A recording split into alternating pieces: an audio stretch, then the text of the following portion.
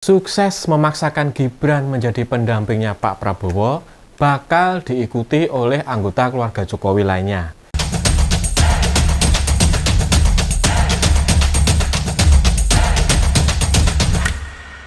Gibran yang menjadi kelinci percobaan dan pilot projectnya Jokowi ternyata tetap laku meskipun dilakukan dengan berbagai pelanggaran, manipulasi, dan kontroversi.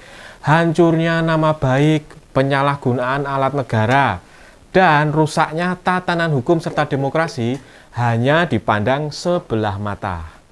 Nggak penting, yang paling utama adalah menang dan bisa tetap lanjut berkuasa.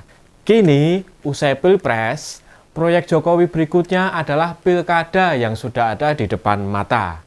Kaisang, Bobi, hingga Erina kabarnya mulai digadang-gadang menjadi calon pemimpin daerah. Menarik untuk ditunggu, akankah proyek yang menghidupkan kembali praktek nepotisme di Pilpres kemarin berlanjut sukses juga di Pilkada 2024 ini? Lalu, masih ampuhkah nama Jokowi dan Gibran jika dibawa-bawa ke dalam pemilihan kepala daerah nanti? Perhelatan Pilpres 2024 kemarin tentu menjadi catatan tersendiri, baik untuk partai-partai dan koalisinya maupun ketua umum partainya. Nama Jokowi di luar dugaan masih cukup laris untuk dijual karena masih ada sebagian rakyat yang jadi penggemar fanatiknya. Masih ada kepercayaan dari sebagian masyarakat yang merasa baru bisa menikmati pembangunan masif di masa Presiden Jokowi. Mereka yang masih terbius pencitraan Jokowi mungkin memang tak akan ambil pusing dengan hutang negara yang semakin menggunung, hukum yang dipermainkan, dan tatanan demokrasi yang amburadul. Disinilah memang kelicikan Jokowi. Rakyat dibuai dengan pembangunan yang jor-joran, bansos, BLT yang melimpah, dan bayang-bayang citra merakyat yang sudah dibangunnya sejak dulu zaman wali kota. Tak mudah untuk meruntuhkan bangunan tersebut yang sudah dipoles selama bertahun-tahun.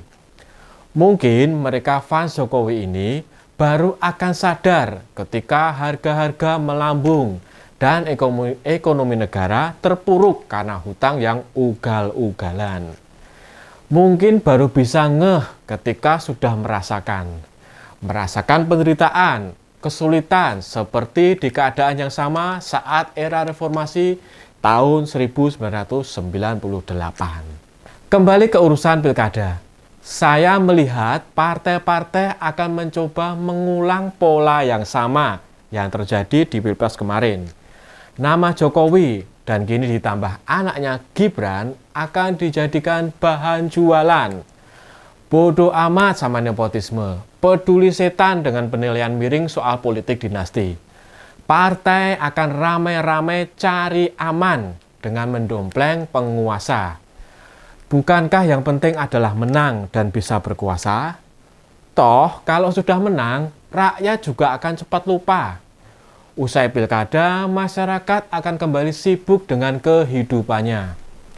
Seperti yang sudah-sudah, lambat laun pemimpin yang terpilih akan diterima dan dimaklumi, apalagi jika bisa segera membuat sensasi dan dicitrakan berprestasi. Pelanggaran etika yang kemarin, aturan hukum yang ditabrak tempo hari, sudah lupa tuh. MK makhluk apa itu? Sedih memang, tapi begitulah jeleknya warga negara Konoha. Pemaaf dan suka cepat lupa. Menyeruaknya anggota keluarga Jokowi yang bakal dijagokan partai-partai dalam pilkada mendatang antara lain Bobi Nasution sebagai Cagup Sumatera Utara. Ada partai Golkar dan PAN yang sudah memberikan statement dukungan ke sana. Sinyal bahwa Bobi bakal maju di Pilgub Sumut juga terekam jelas, apalagi setelah Bobi mendapat label tokoh nasional baru-baru ini. Lalu berikutnya ada Kaisang, ketua umum PSI ini diisukan bakal menjadi Cagup Jawa Tengah, DKI atau Wali Kota Solo. Dan yang terakhir adalah Erina Gudono, istri Kaisang yang isunya sudah mulai diwacanakan menjadi calon Bupati Sleman. Udah kayak kacang goreng aja ini anak-anak Jokowi dan menantunya. Laku semua. Tapi kesannya kok jadi aji mumpung ya. Mumpung Jokowi masih menjadi presiden, masih punya power untuk bantu jualan, masih punya kuasa untuk mensupport. Ya kayak si Gibran kemarin toh ya, full didukung penuh dengan segala daya upaya hingga akhirnya diprotes oleh banyak kalangan. Bakal adanya dukungan Jokowi di pilkada nanti justru akan semakin membenarkan guyonan yang sempat viral beberapa waktu yang lalu.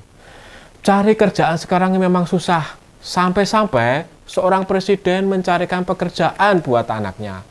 Dan kini akan ditambah juga menantunya. Sekali lagi, mendorong maju anak-anak Jokowi dan menantunya bagi partai-partai pengusung, mereka tak peduli mau ini nepotisme, mau ini disebut politik dinasti, oligarki. Bukan itu poinnya. Yang menjadi tujuan akhir adalah besarnya peluang untuk menang. Namun di sisi yang lain, aksi mengusung keluarga Jokowi ini terlihat berbeda di mata tokoh politik nasional. Faktor bisa maju via orang dalam atau nepotisme ini jelas buruk bagi karir politik mereka. Seperti waktu di Pilpres kemarin, seharusnya yang terjadi adalah pertarungan antar generasinya Ridwan Kamil, Ganjar Pranowo, Anies Baswedan, dan gubernur berpengalaman lainnya. Tapi akibat ulah Jokowi, Gibran, dan pamannya, regenerasi kepemimpinan tersebut akhirnya diserobot dan dilewati.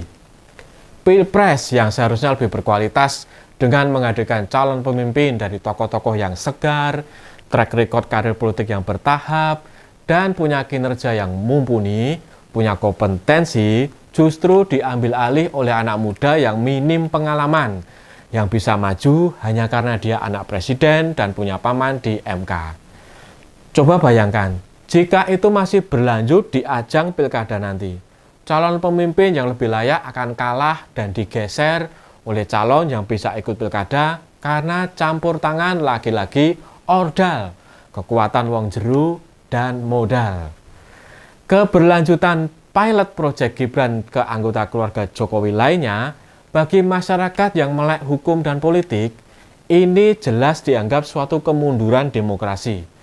Praktek nepotisme yang sejak tahun 1998 diupayakan, diperjuangkan bisa hilang dari negeri ini, justru kini makin menjamur dan dibiarkan berkembang lagi. Contoh buruk dinasti Ratu Atut di Banten kini bisa saja menjadi lebih buruk, yang berpotensi terjadi di level yang lebih tinggi dan meluas. Kalau dinasti keluarga Ratu Atut berkuasa hanya di Banten dan seputarannya, kini praktek yang mirip bakal terjadi dari level wakil presiden, gubernur, dan bupati atau wali kota. Mengerikan bukan? Bayangkan, di setiap level kekuasaan ada anggota keluarga Jokowi yang memerintah dan mereka saling support. Mau jadi apa negeri ini ke depannya? Republik rasa keluarga.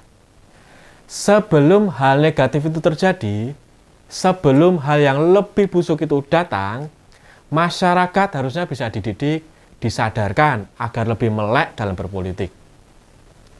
Praktek pencitraan palsu dari para pejabat sudah saatnya dibongkar. Role model pejabat yang hanya gemar belusuan tapi tidak kompeten wajib di-stop. Petinggi negara yang hanya hobi berbagi bansos dan BLT demi mendapat simpati sudah waktunya diakhiri. Wajah buruk kejahatan nepotisme yang kembali menggurita harus terus digaungkan untuk diberantas. Jangan sampai kita, kamu dan saya lagi-lagi hanya diajak joget-joget biar happy, sambil sesekali bilang oke gas, sementara keadaan negara semakin tidak jelas. Itu saja dari saya, kurang lebihnya mohon maaf. Salam POV Point of View.